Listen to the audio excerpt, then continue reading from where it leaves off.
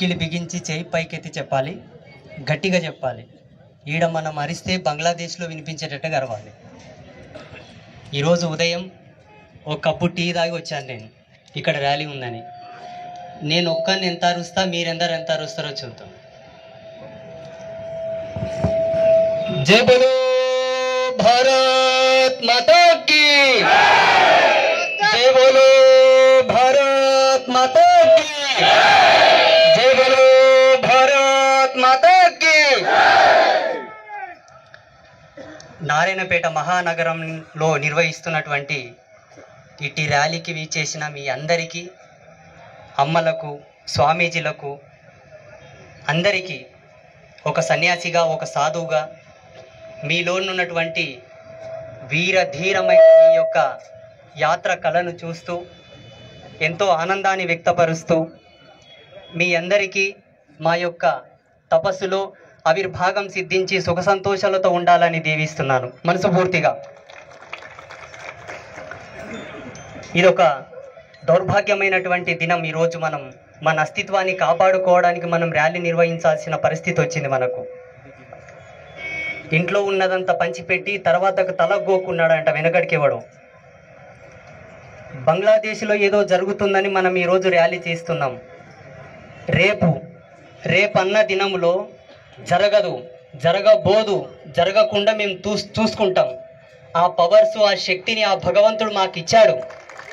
మాలాంటి తాపసులు గనక తపమాచరించి గనక యజ్ఞశక్తిని ధారపోస్తే ప్రపంచం ఇంకోలా ఉంటుంది. తస్మాత్ జాగ్రత్త. ఇంతవరకు మీరెవరు చూడలేనటువంటి ప్రభంజనం భారతదేశంలో సాధువుల మూలంగా జరగబోతుంది. ఇది సత్యం. అయితే బంగ్లాదేశ్లో జరిగినటువంటి మారణకాండకు నిరసగా మనం ర్యాలీ నిర్వహిస్తున్నాం.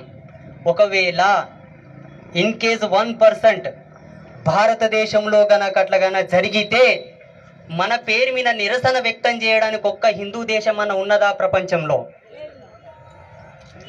సానుభూతిగా అన్నదమ్ముళ్ళమని, ఒకరమని వాళ్ళ పేరిట మనం ర్యాలీ చేస్తున్నాం. మనకేదన్నా జరిగితే ఎవడన్నా ప్రపంచంలో ఆదరించేవాడు, తోడొచ్చేవాడు ఎవడన్నా ఉన్నాడా? ఒక్కటంటే ఒక హిందూ దేశం లేదు. అందుకే వెలుగున్నంగానే దీపం చక్కదిద్దుకున్నామన్నారు పెద్దలు. ఇది మనకు సువర్ణ అవకాశం, ఇది మనకు సువర్ణ అవకాశం. జాగ్రత్త పడండి, జాగృతం అవ్వండి. ఇది తరుణం. గీతాచార్యుడు భగవద్గీతలో మనకు చెప్పాడు, ధర్మాన్ని నిలబెట్టడానికి ఎప్పుడైతే ఒక యువకుడు, ఒక యువతి మానవ నిర్మితమైన దేహంతో ఎవరైనా ముందున్నారంటే వాడే ధర్మపరుడు, ధర్మనిష్టాగరిష్ఠుడు అని చెప్పాడు. ఈనాడు వచ్చిన మనమందరం కూడా అందుకు ప్రతీకలే. ఇది ఇంతటితో ఆగకూడదు. ఎవరైతే మనల్ని నాశనం చేయాలని చూస్తున్నారో వాళ్ళ జీవన అస్తిత్వం పైన మనం దెబ్బ కొట్టాలి. కారణం, ఇక్కడ ఉన్నటువంటి తోటి అయ్యప్ప స్వాములకు అందరికి ఒక విజ్ఞప్తి. మీరు ఒక శవయాత్ర ఎదురు వస్తేనే తలస్నానం చేసి తర్వాత పూజించుకుంటారు. అయ్యప్ప దేవస్థానం వెళ్ళేటప్పుడు ఒక సమాధిని దర్శించుకుంటున్నారు. ఇది మన దౌర్భాగ్యం. ఇప్పటికైనా అది మార్చుకోవాలి. ఇలాగే ప్రతి గ్రామంలో, ప్రతి జిల్లాలో, ప్రతి మండలంలో కూడా దర్గాలకు పూజలు చేయడం, దర్గాలకి కందులు చేయడం కూడా బంద్ చేయండి దయచేసి చెప్తున్నా. అవసరం లేదు మనకు. సనాతన ధర్మం ఎప్పుడు కూడా ప్రాణం లేని విగ్రహాలకు పూజ చేయమని చెప్పలేదు. 32 ఆగమాల ప్రకారంగా నేను చెప్తున్నాను.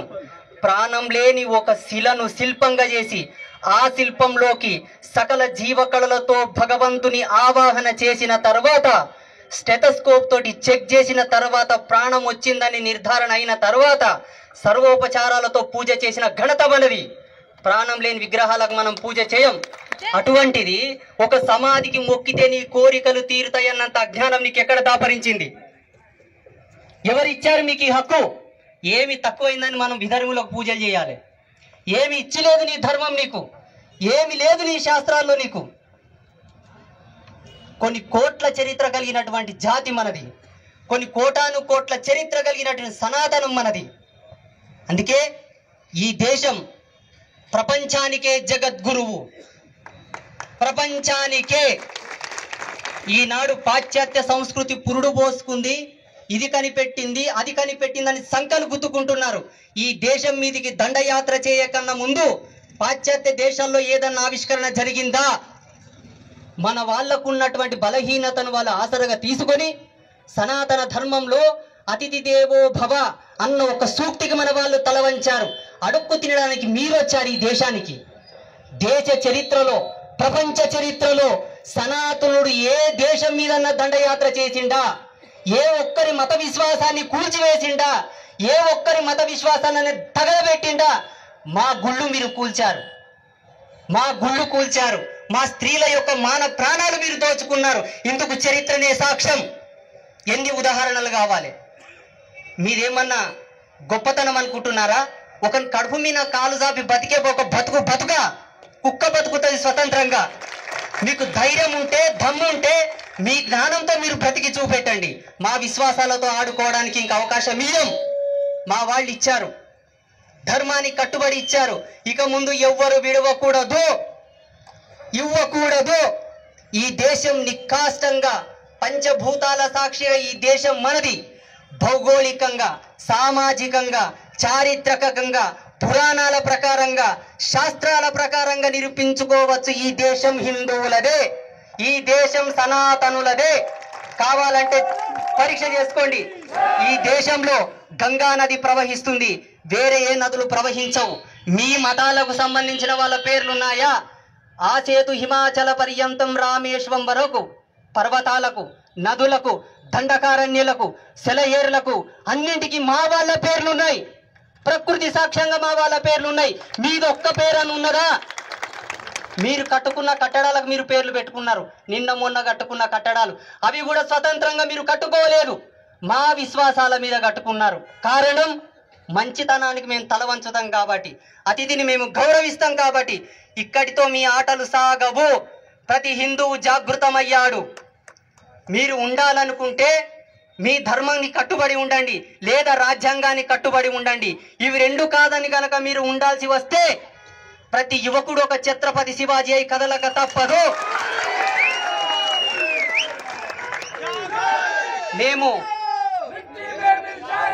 మేము ఆజన్మాంత బ్రహ్మచారులం, ఆత్మ సన్యాస యోగులం. ఇస్తే వరం, పెడితే శాపం. మీరు చల్లగా బతకండి. ఈ దేశం, భూమి, ఆకాశం ఉన్నంత వరకు బ్రతకండి. మేము మీకు ఇస్తున్నటువంటి స్వేచ్ఛ. మా స్వేచ్ఛను హరించాలని చూస్తే మేమేంటో కూడా చూపిస్తాం. జాగ్రత్త. ఇది మాకు ధర్మం నేర్పింది.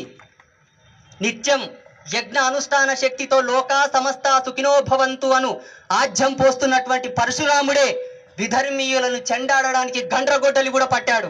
అది మాకు తెలిసినటువంటి నీతి.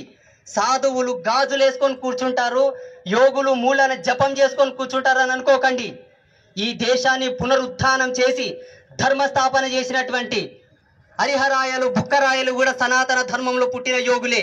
అందుకు నిదర్శనంగానే జరగబోతుంది ఇప్పుడు భారతదేశంలో. మీకు ఏ భయము లేదు. ధైర్యంగా మన ధర్మాన్ని మనం కాపాడుకుందాం, మన దేవతలను మనం పూజించుకుందాం. ఇతర దేవతలతో మనకేం పదయ్యా? ఏముందాడా?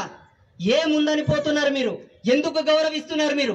నీకు తల వంచితే నువ్వు తల వంచు, నిన్ను గౌరవిస్తే నిన్ను గౌరవించు. నీ జీవితంతో ఆటాడుకుంటుంటే నువ్వెందుకు కప్పుకుంటావు? చీము నెత్తురు లేదా? ధైర్యం లేదా మనకు? వాళ్ళని కించపరుస్తూ మనల్ని ఏదో హైలైట్ చేస్తూ నేను మాట్లాడటం లేదు. బంగ్లాదేశ్లో జరుగుతున్నటువంటి మారణకాండ సోషల్ మీడియా మాధ్యమంగా మనకు 1% మాత్రమే తెలుసు. 1%. ఎందుకంటే మీడియా మాధ్యమాలకు కూడా కొన్ని ఆంక్షలు ఉన్నాయి కాబట్టి వాళ్ళు ఎక్కువ చూపించరు, వాళ్ళు ఎక్కువ చూపరు. అంతకు 100 రెట్లు అక్కడ జరుగుతుంది. అది ఈ దేశంలో జరగదని మీరు ఆలోచించకండి. జాగ్రత్తగా ఉండాలి. ఆనాడు జరిగింది ఒక తప్పు మన వాళ్ళు చేశారు. ఏంటి? కావాలంటే చనువిచ్చాం, బ్రతుకుతామంటే నేల ఇచ్చాం, ఉంటామంటే ఆశ్రయం ఇచ్చాం. ఈనాడేం జరిగింది? మన అస్తిత్వాన్ని కాపాడుకోవడానికి ర్యాలీలు చేస్తున్నాం బిచ్చగాళ్ళలాగా. ఎవరిది దేశం? ఎవరిది భూమి? నిరూపించుకోమన్. మనది. మనదాన్ని మనం కాపాడుకోవడానికి ఈనాడు రోడ్లు ఎక్కాల్సి వస్తుంది. మాలాంటి తాపసులు మాట్లాడాల్సి వస్తుంది.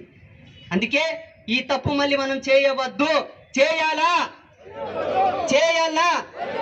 చేయకూడదంటే నీ కడుపులో బిడ్డ పడి బయటికి వచ్చిన తర్వాత పుట్టుకతోనే వానికి చెప్పాలి, రే ఈ దేశం మనదిరా, ఈ ధర్మం మనది. నీవు పుట్టుకతోనే ధర్మం నీ ఎంత పుట్టింది. నీవు పుడుతూనే నీకు పురుడు చేసినాం, నామకరణం చేసినాం, బారసాల చేసినాం, అన్ని సంస్కృతి సాంప్రదాయాలకు అనుసంధానంగా చేసినాం. దీనికి పుట్టినిల్లు ధర్మం. నీవు పుట్టినప్పుడే నీ వెనక ధర్మం పుట్టిందా, ధర్మం నీ తో పుట్టుమని చెప్పాలి. ధర్మాన్ని విడమారకు, ధర్మాన్ని ఏమరపాటు చేయకు, ధర్మాన్ని ఎదమినేసుకొని బ్రతుకు. అప్పుడే నీవు నా కడుపులో పుట్టిన దానికి విలువరాని ప్రతి తల్లి చెప్పాలి, ప్రతి తండ్రి చెప్పాలి. ఇది మన బాధ్యత. ఆస్తులు పంచివ్వడం కాదండి. ఆస్తులు పంచిస్తే చీమలు కూడబెట్టి కట్టినటువంటి పుట్టలో పాములు తూరినట్టుంది ఇప్పుడు వ్యవహారం. ధర్మాన్ని ఇవ్వండి. ధర్మాన్ని ఇస్తే నువ్వు ఇచ్చిన ఆస్తిని నీ పిల్లలు సుభిక్షంగా అనుభవించగలరు. లేకపోతే పలాయనం చిత్తగించాల్సిన అవసరం వస్తుంది.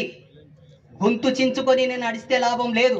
నా మాటకు కట్టుబడి మీ జీవన విధానానికి అనుసంధానంగా నడవగలిగితే, మీరు వేసుకున్న దీక్షలకు, మీరు జీవిస్తున్నటువంటి జీవన విధానాలకు, మీ ఇంట్లో చేస్తున్న వ్రతాలకు, మీరు మొక్కుతున్న దేవుళ్లకు ఒక విలువ ఇచ్చినట్టు. మేము చదివిన ధర్మశాస్త్రంలో ఏమున్నదో తెలుసా? ఎవరయ్యా శివభక్తుడు అంటే, ఎక్కడ శివదూషణ జరిగినా, ఎక్కడ శివాలయము కూల్చినా, ఎక్కడ శివభక్తులకు అపహాస్యం జరిగినా అక్కడ వెళ్ళి ప్రశ్నించిన వాడు అసలైన శివభక్తుడని శాస్త్రంలో ఉన్నది. ఈనాడు ఎవరు ప్రశ్నిస్తున్నారు? మాలాంటి సన్నాసులు వచ్చి మాట్లాడాల్సి వచ్చిన దౌర్భాగ్యం వచ్చింది. మేము ఎక్కడుండాలి? ఎక్కడో గుప్తంగా ఉండి మా తపశక్తితో లోకానికి సంరక్షణ ప్రసాదించాలి. నడి రోడ్లు ఎక్కాల్సిన పరిస్థితి వచ్చింది. కారణం మీరు నిలబడట్లేదు కాబట్టి. ఈనాటితో ఇది ఆగదు. అందరము కూడా, ప్రతి ఒక్కరం, ఆనాడు మహారాణా ప్రతాప్, ఛత్రపతి శివాజీ, ఝాన్సీ లక్ష్మీబాయి లాంటి వీరులు పుట్టినటువంటి ఈ దేశంలో మనము పుట్టాం. వాళ్ళ రక్తమే మనలో ఉంది కాబట్టి మనమందరమై దీక్షా కంకణధారులమై నిలవాలి. ఇందుకు మీరందరూ సంసిద్ధులైతే ఇంకొకసారి పిడికిలి బిగించి గట్టిగా చెప్పాలి, జై బోలో భారత్ మాతా కీ, భారత్ మాతా కీ, భారత్ మాతా కీ. లోకా సమస్త సుఖినో భవంతు, సర్వే జన సుఖినో భవంతు. అందరూ చల్లగా ఉండండి. స్వస్తి.